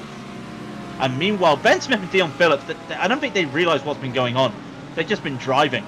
They've just been driving for the whole race and just having fun battling each other. A great drive battle between these two.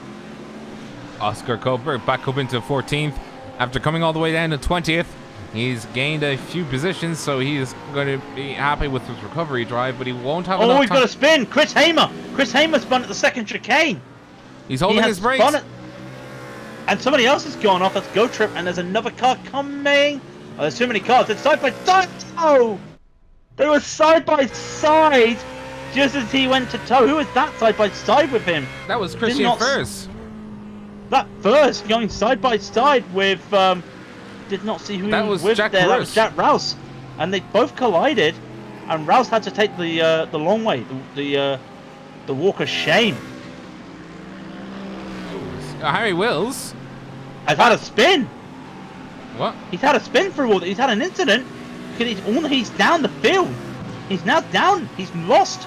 Well, he hasn't lost P2, but he's lost a lot of time right now. He's down to 8th. It's all gone around again here. And again, look at this 3-car battle in front of him. Tekin, Christo, Hutchinson, all battling with the slipstream. Just holding on. This is 5th, 6th, and 7th overall. Takeaway position because Dandridge and the amateurs in front of them. So this is for 4th, 5th, and 6th overall in the pros. And it's a Mercedes versus an Audi versus the BMW. Who's going to win this? I'm holding with bated breath. I'm trying to see. Ooh, does Adam keeps his cool through the chicanes. He said he wanted to launch into first position. I don't think first was 6th overall, but you know. Ben's blinking. Ben is blinking. Dion Phillips is behind him, and Ben's just done some blinking, and he's blinking some more coming down the back straight. He was blinking going through Lesmos. Now he was blinking down the back straight. He's okay, but that's not when you want that because Phillips can't get slipstream. Phillips then cannot get some speed. So a little bit of parity there, but that blinking, I think we had that issue last season as well, and it almost cost him the championship almost. So just worried, but Jesse Jones is now 2 seconds behind them, and Phillips and Smith haven't been battling. They've just been doing their own race. And with 9 minutes 50 to go, Jones, he's not in contention for this win, is he? Surely not. Yeah, well, I mean, he's been doing faster laps than everybody else on the track, and he's done it again. He's just knocked off just under 0.8 of a second off the two of them. So he is in with contention. Wow. Sorry, you just caught me as I was trying to take a drink. I'm all right now, do not worry. He is in contention, just knocking another half at the second, almost there. Adam Christo just went fast. His fastest lap is only a 49.8, but using their slipstream, their Philanders, a lap car is just pulling over to one side to let them by. A little bit of respect there for him. It keeps on pushing back. Christo has really got to worry about Hutchinson behind him at the moment. The gaps here, they're not closing. They're not closing enough for anybody to worry about at the moment. They're still like 0.3 of a second gaps, and unless Christo has a moment like that where he holds up Hutchinson, then nothing's really happening at the front here. And like I said, they're bearing an emergency. The battle at the front still 0.2 of a second. This might be Phillips' best chance at a move at Smith all race. If he can just pull it, and Smith realizes this, goes to set up a defensive line into Ascari, and yeah, Phillips did not follow for the slipstream, so it sets it back again. But again, tough line to enter Ascari for Smith, but doesn't hold himself up there as Phillips gets through. So like I said, it's all happening at the front of the field. What about the back of the field? Well, what about the back of the field? We do have battles going through the motions. Zakaria Yama versus Spencer Fick going on for 18th and 19th position, as that is the car of Chris Simmons doing his fair share of blinking. So we've got blink season. It is Christmas for some reason in Monza. Stephen Furcher's verse is Ash Fletcher. Two amateurs going at it with the car number 31 of Christian Stuckel sitting in the background, looking like he might want to join in on the action. And then back even further is Christian Furs in 34th position. Oh dear, what's happened to our poor boy? He's had a crash this lap anyway, or a spin-off. He's lost 7 places. Yeah, he did pit though. I think he must have had some damage he wanted to try and get repaired or something else, not entirely sure. But is having a bit of a moment then. There's that Shestag who's just had a moment coming out of Ascari. Gets out of the way of everybody. Some good driving there from Shestag, getting out the way. Beaumont and Furs is this battle. Now what can the Ferrari here of Raidillon TV do? Well, Beaumont's just put his car right in the middle of the track. So there's not much he can do. Maybe, you know, he'll be able to make a move coming down to the first chicane. We'll wait and see. Audi's not been shown to be very strong on the top end speed today. I know Phillips is currently leading, and Furs has just gone, and gone. Well, to be fair, when you've got an Audi with no front, what do you expect? You'd be gone. I think that's what I would expect. 6 minutes and 30 seconds remaining. And look who has just joined in on the fun. That is Jesse Jones, who's now less than a second behind Dion Phillips. I don't know why I just said his name in a French way, but I'll stick with it. Dion Phillips versus Ben Smith. They've been battling now for the last 2 laps. And now it has brought Jesse Jones, the RSR Esports flag bearer at this point. He is looking like he wants to make the moves happen. And look at the gap that he's closing down to now. Oh, that is Ben Smith squirreling under braking. Oh no, that's brought the RSR car right into contention. He's being held up by Dion Phillips. It's actually just happened. It's Jesse Jones now catching up to the rear end of Dion Phillips. He needs to make the move within the next 5 minutes and make another move again within the next 5 minutes. He needs to make 2 moves. Dion Phillips going on the inside, going on to the second chicane. Compromising his line. We know it's not going to work. Christo talked about it earlier. It's not going to work. And look at the line that Jones gets out of it. Now Phillips has had to be on a different type of defense for Lesmo 1 and 2.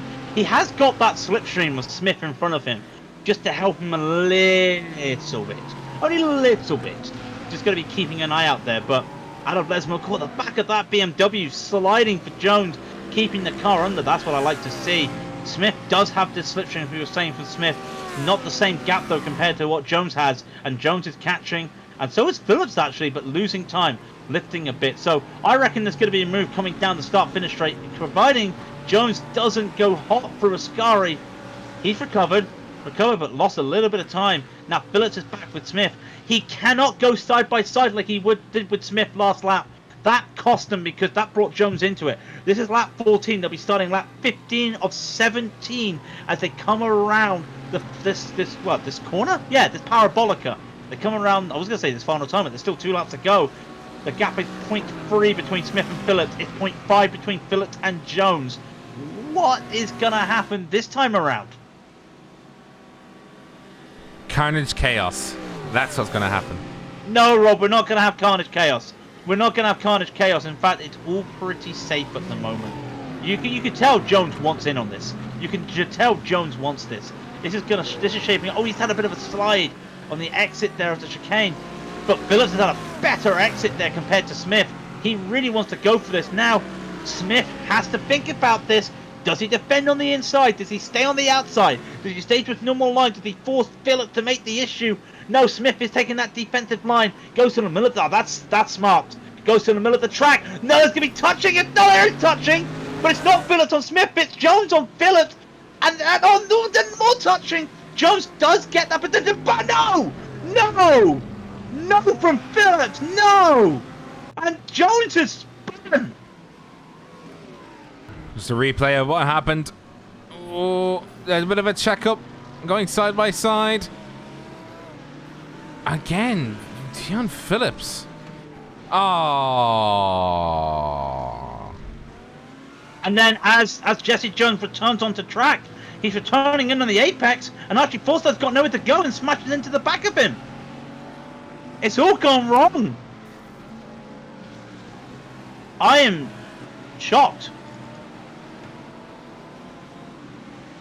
So this puts Danbridge into third position, but he is an amateur driver. Milan Tikins is up to third overall for the pros. Christo into fourth. He's defending against Carter Hutchinson, and Christo is he trying to make a pinch? He might pinch himself if he's not thinking about this. No, great. He uses that slipstream of Younger, the lap card there, and then makes Hutchinson have to make a move.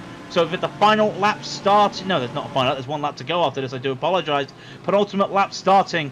Smith has a 5-second lead. Looks like Phillips is going to get past Danbridge. Actually, no, it's the other way around. Danbridge got past Phillips. What? Just see car of Arch. Ooh, Adam Christo and Archie Forte battling for 5th position.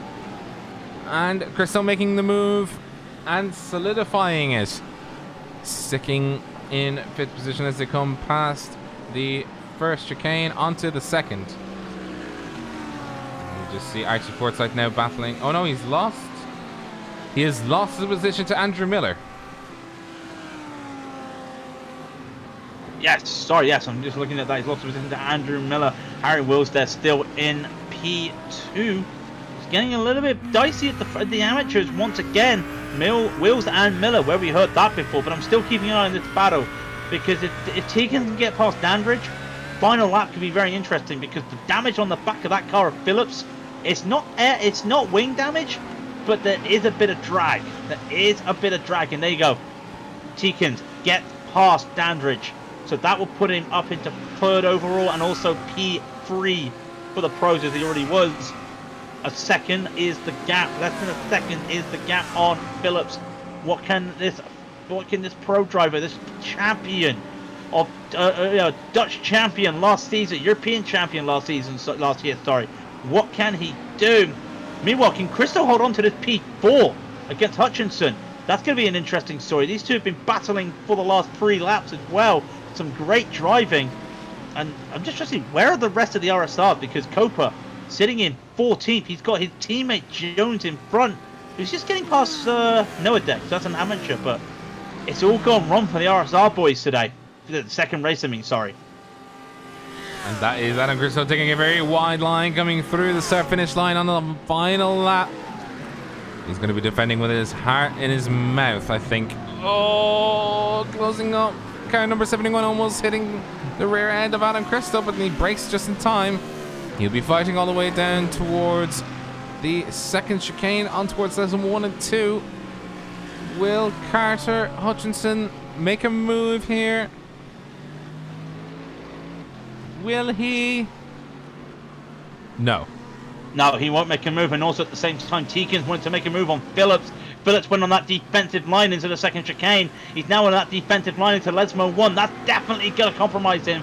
Can Teakins make a move here? No. Teakins wants to get this done if he wants to get P2. He cannot hold on to this, surely. Phillips cannot hold on to this. Coming out of Lesmo 2 now. What can Teakins do? The gap is 0.3 of a second. Dandridge is slowly getting dragged along for the ride, but I don't think he wants to be. Teakins again. Phillips is making that car wide. And he does hold on. Teakins, the back of that BMW. We've seen it in other cars sliding out. Comes around Ascari, losing more time. Ben Smith is going to be taking the final corner, by the way. He'll go past Johansson. He will take victory, but it's all about these two right now. Phillips, Teakins. What can Teakins do on the last lap? There's nowhere for him to go. He looks right. He looks left. Still nowhere for him to go. It's going to be a drag race if he wants it. I don't think he's going to get it. Smith will take the lead from start to finish. Phillips looks like he's just going to hold on for P2. Teakins will take P3. Dandridge will take the win in the amateurs. And Christo just holds off Hutchinson for 4th and 5th in the pros. We know the pecking order. You can just see Harry Wills there, keeping 2nd position in amateur. And that is Archie Forsyth.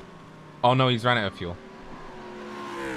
No, really? He ran out of fuel, but he crossed the line. Wow. He did make it. A good recovery drive from the RSR guys. Jones and Copa finishing 11th and 12th. but some great driving all the way. And do you know what? There were 3 battles there at the end that were just so close and almost drag races. So one hell of a finish there by these drivers. Yeah, I'm glad at least the initial shenanigans was at least glossed over, and we got some great racing at the end there and that first race. Whew. So, as I remembered that we'll go from the last to first then in this case. So Steindratten, unfortunately, and Rutger Weidgen, we both saw what happened to them. Very unfortunate, the incidents that they both were involved in, but you know, there's always next week, and with that first race, it was definitely worth watching. Now, let's have... I almost deafened the ears of everybody listening. Let's go through the rest of them. Marius Janke and Chris Daines also were casualties of that race. Matt Heatrick, as well as Liam Ahern, Tobias Junger, and James Goldstein was also a casualty. Josh Seymour and Gavin Boyer, we both saw what happened to them. Louis Egerton landed up on his roof. He is still gravity's you know what. Dean Timms also landed up on his roof. Chris Hamer finishing in 41st. Julian Kesselhut unfortunately just couldn't... I don't know what happened to him, but he's down in 39th. Harry Harvey in 38th. Tim Scheistag in 37th. In 33rd. Oh, it's confused. It's trying to pick out who's where now. But in 34th is Andrea Talowitz, and 33rd James Armstrong. 32nd Callum Beaumont. In 31st Ingo Lapsine. Christian Furs, we both saw what happened to him, and Christian Stockel in 29th. In 28th is Ash Flesher, with Mark Bailey just ahead of him. Mike Gottrop and Simon Dodd also battling for 25th and positions. Steve in Footers in 24th. Danny Sanchez in 23rd. Jack Roos in 22nd, with Dennis Meissner just up the road from him. And then we get to Zakaria Iyama, and then Will Agby in 19th. Chris Simmons in 18th. Leiden Lee in 17th. 16th is Spencer Vick. Karsten Noradek in 15th. In 14th was Forsyth, with Thielen in 13th. In 12th was Oscar Culver. A great recovery drive after being in 20th at one point. He's now back up to 12th. Jesse Jones in 11th, his teammate, with Christian Novak in 10th. Jonas Dreyer in 9th position. Andrew Miller in 8th. Harry Wills in 7th. Another good drive by him. Carter Hutch in 6th, with Adam Christo in 5th. He held the position. And then we get to 4th. The winner of Amateur was Thomas Dandridge in 4th overall. Milan Tikins in 3rd, a good podium spot by him. Dean Phillips in 2nd place, and in 1st was Ben Smith, who took the checkered flag. From start to finish, he was in 1st position. Woo! Whew. I know. Yeah. Whew. Well, what else do we say? Well, we do our usual. We do our usual shilling, of course. You know. I mean, we can do our usual shilling, and I will say. But first of all, I just want to say to our friends in Germany and France with the news tonight. Stay safe. We will get through this. Like I said, like we said, start the year. We'll be back together in person one day. But stay safe with the news that's happened for you, and we will let you know. But if you want to see more of us, we are Raidillon TV. The only corner you need underneath the links to our YouTube and our Twitch. By the way, hit subscribe or follow if you'd like to. Thank you very much. That's very helpful. Underneath as well, the link to our Discord channel, the link to trackcams22.com, who provide these great cameras. Is that camera just coming over the hill there of the back straight? Yes, I do like that, and that long start straight. I do love that as well. Shout out once again to Racing Sim Rigs, who provide the prizes for both the pro and the amateurs, which are basically a sim rig. You know, you win the series, you win a sim rig. So that is the prizes for them. Shout out to them once again. again, if you want to see more of us, like I said, our YouTube channel and our Twitch channel, on Facebook and Twitter and Instagram, Raidillon TV on all of them. If you want to see more, we'll be back Friday for ILMS, Saturday for the end of the ERO Championship, and then Sunday for the Fanatec GT Challenge. Thank you very much, ladies and gentlemen. Rob will take you away and probably he'll do his little hat out and ask for some spare change now. But thank you very much. You bet me to it. Thank you very much, guys, for tuning in. Of course, as Craig said, if you like what you see, give us a follow, subscribe to us, like the video, and if you want to donate, there's links in the description. And of course, you can always send super chats during the race, and we will make sure to read them and send our thanks. That has now been enabled on YouTube, and you can do that kind of thing, so that's very nice. And don't forget to subscribe to us on YouTube. We just passed the 1,000. Let's try and get to 2,000 by the end of the year. Bit of a stretch, but you know, let's hope. You can always have goals in your head. But as Craig said, we'll be back on Friday for the ILMS series, the iRacing Le Mans series. On Saturday is ERO, the final round, 6 hours of great racing to be had there. And on Sunday, we will have the iRacing Fanatec GT Challenge. Please do join us then. And until then, take care, enjoy yourselves. This has been Raidillon TV, the only track corner that you'll ever need.